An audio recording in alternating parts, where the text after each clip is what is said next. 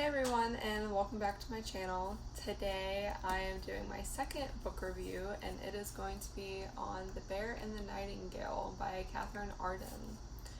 So if you've seen my Spinning Silver review, then you would know that this book is like a Russian winter fairy tale. It follows a girl named Vasya. I'm not even going to try and pronounce her last name because I always butcher it. But the book starts with her not even being born yet, and then it follows her until I want to say she's about 15 or 16, and it follows her learning about magical creatures and trying to figure out who she is.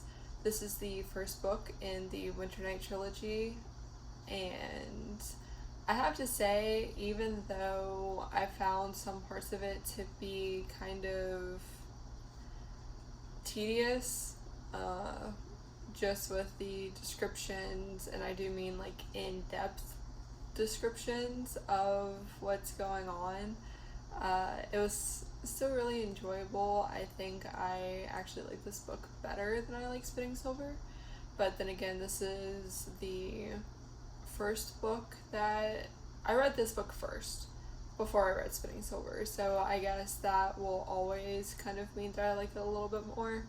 So since this is like technically a Russian fairy tale, I do think that there was a lot of like fairy tale creatures that were intertwined in the book.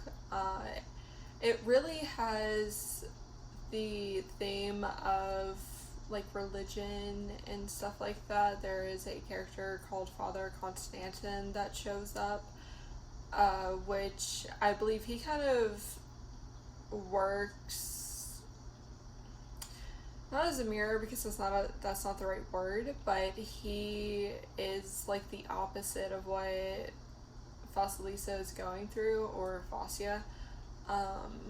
There's, this creature in the lake, and there's a creature in the stables, and there's a creature in the oven, and I'm always a sucker for, creatures just like kind of hanging out, and she learns to befriend them. I don't want to give away like any more spoilers other than the fact that there are like special creatures that Vasya can talk to. But I really enjoyed them. There is one in particular called the Domovoy, and his description, while it's only given once, I believed, anytime he showed up, I was just like, yeah, he's here. One thing I found that I didn't particularly like was just how descriptive the book was. I mean, there were various points where I found myself being like, okay, this is a lot of, detail and description, like you're giving me all of this information about how the snow is falling from the sky, but I don't really care. I mean, in other regards, I mean, the details were really good, and it really helped me picture what was happening. But some of it I found that I probably could have skipped a page or two and not have missed anything whatsoever. So, in all honesty, the book was kind of boring at some points, mainly because of that, but I still enjoyed it.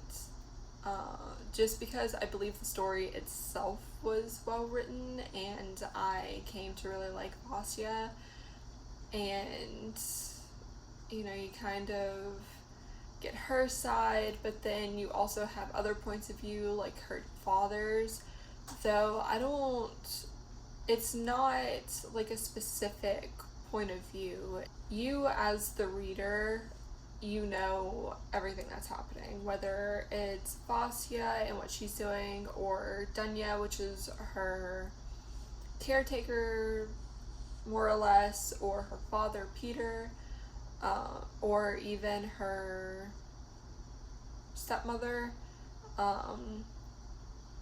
You get all of their points of views, but not but not like you're reading as them, just you're an outside observer. I feel like there's not really much I can say, given that this is the first book of a trilogy, other than the fact that it starts before Vasya is even born, and then it ends when she's about 15 or 16, which I said. There's a lot that happens, but I don't know if I would say it's important necessarily. It's a lot of building and characterization, and you get exposed to all of these different things.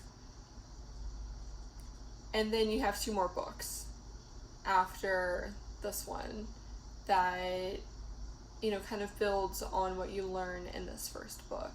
I will say that I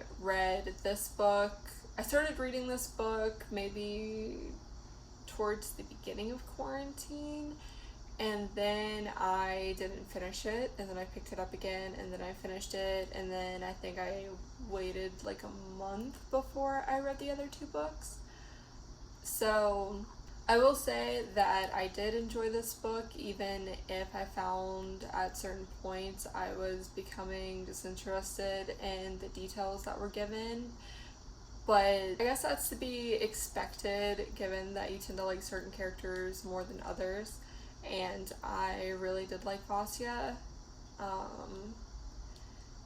Peter, I kind of had like a love-hate relationship because of how he would discipline his children, and then there were some characters that I absolutely did not care for whatsoever. But Vasya and her siblings' relationships I tended to enjoy, and I guess I'm going to stop it there because I really don't want to give any spoilers or go into certain aspects that are in the next 2 books. But yeah, so I think I gave this book maybe a 5 out of 5 on Goodreads, just because I never read another book like this one, and I did enjoy it. I guess I'm a sucker for extreme detail, even if I don't really like the extreme detail at some points. But yeah, I would recommend picking it up, as long as you don't mind slow starts, because this is slow, but I definitely think it's worth the read. So I guess that's it for my second book review. Hopefully I'm not as awkward in this one as I am in my first one, but if you liked the video, then give it a thumbs up. If you have any other books that you would want me to review, then leave a comment. Otherwise, I will see you guys in my next video.